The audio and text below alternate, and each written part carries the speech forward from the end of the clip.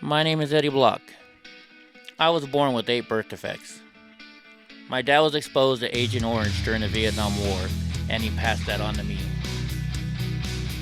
I've had a rough life. I started out in a wheelchair. I've had more than 60 operations to get me walking. Now I'm back in a mobility scooter. But I don't let that get me down, and neither should you. The truck that's supposed to go out Monday, I could probably take you in that. Okay. Couldn't the dog ride in the back though? So it doesn't have a whole bunch of hair in it? Tire in? I've never put him in the back of a truck before, so Gotcha. I don't know. That'd be the only thing. Yeah, how about this? If you can just get the stuff over there, because I don't want to put him in the back of the truck, Okay. honestly. Nope, and that's why I thought I'd ask. Yeah, and we'll just walk over there. But if you could just drop it off, I'll tell the front desk you guys are coming. Perfect. Can I leave a couple of this stuff too then? Yep. Hey everybody, so this is the awful experience I had this weekend between Dodge, my truck breaking down, between them not being able to fix it, between them not being able to give me a ride because of my service dog.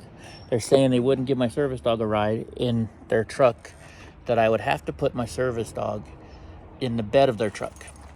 My service dog is not trained to ride in the bed of a truck. My service dog is not meant to ride in the bed of a truck. So I'm very upset. Now, Dodge is telling me that they somehow my truck miraculously fixed itself, and they're gonna drive it home, or that it's ready to go home. I don't see how that miraculously fixed itself when there's 15 codes wrong with it just on Saturday, and now there's no codes and it starts right up.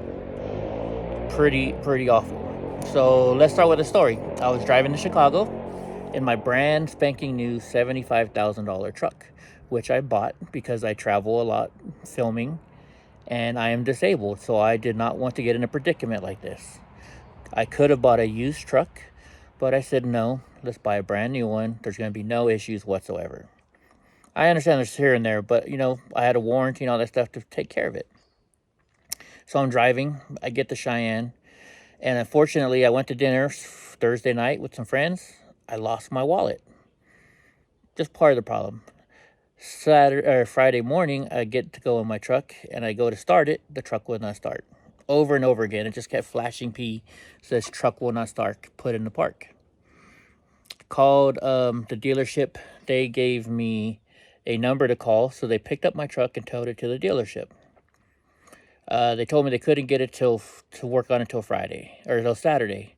I went down there on Saturday. I took my scooter and my service dog because I wasn't going to leave them at the hotel. And they're telling me they found out what's wrong. It's a computer issue. And they tried to order the part, but they can't get the part because it's not in stock and it's not openly available. They didn't know how long it was going to take until they could fix it. So I said, okay, I'm just going to, can you rent me a car, give me a loaner to get me home?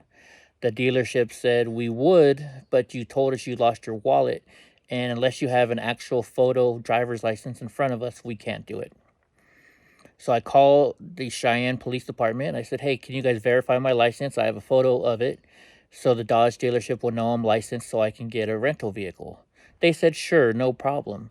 So I said, let me call you back. I went to the dealership, and they said, no, we won't take that. That's unacceptable. I still kind of understood it. And I said, okay, fine. I'll get my friend to come pick me up.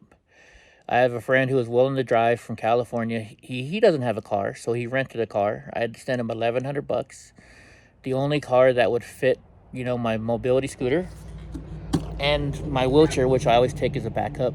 And of course, my service dog is an SUV. So it was $800 to rent. And so I sent him $1,100 for fuel to get there. And even spent more than that. So I'm at the dealership still, and I say, okay, I need to get my wheelchair, my baggage to my hotel. Is there anything you can do? Because I don't have a credit card anymore. I don't know where I'm going to stay.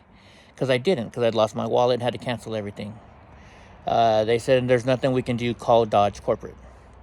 I said, okay, can you at least give me a ride back to my hotel with all my stuff? And they said, sure, but the only issue is you have a service dog, and we don't want him riding in our vehicle, so you'd have to put him in the bed. The truck that's supposed to go out Monday, I could probably take you in that. Okay. Couldn't the dog ride in the back though? So it doesn't have a whole bunch of hair in it? Tire in? I've never put him in the back of a truck before, so Gotcha. I don't know. That'd be the only thing. Yeah, how about this? If you can just get the stuff over there, because I don't want to put him in the back of the truck, honestly. Nope, and that's why I thought I'd ask. Yeah, and we'll just walk over there. But if you could just drop it off, I'll tell the front desk you guys are coming. Perfect. Can I leave a couple of this stuff to you then? Yep. And I said, well, all right, then fine. I'm not gonna put my dog in a bed. He's not trained to be in the bed, and I'm not gonna risk it. So they let me take my scooter and walk my dog the 3 miles back to the hotel. My friend picks me up on Sunday morning. He takes a quick nap, and then he drives me back to California. We took turns driving. We got here around 6 o'clock in the morning.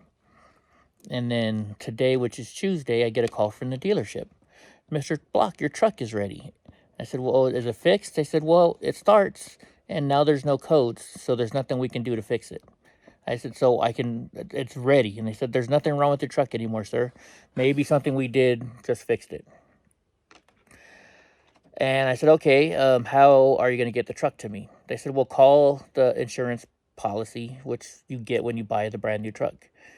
I called them, and they said, oh, that's too far to tow California from Wyoming. And they refused to tow my truck home now. So this dealership, number one, wouldn't give my service dog a ride in the truck. They're not gonna, they said that they couldn't fix it for possibly months. So I left to come home, and now they want me to drive all the way to Wyoming after I already spent about $1,600 paying for my truck paying for me to get home. And now they want me to get a plane fly over there, or somebody to drive me over there again and pay for my truck to come back, or pay for shipping. This is outrageous. If there's anybody out there that can help me, please. All I want them to do is to send my truck back. And I still have to send it to the shop, because I know it's not fixed. You can't tell me it miraculously fixed itself. So please, if there's anybody out there that can help me, if you know anybody at Dodge, if you know anybody at Cowboy Dodge in Cheyenne, Wyoming, or Clovis Dodge in California, where I bought the truck from, please let me know. Thank you.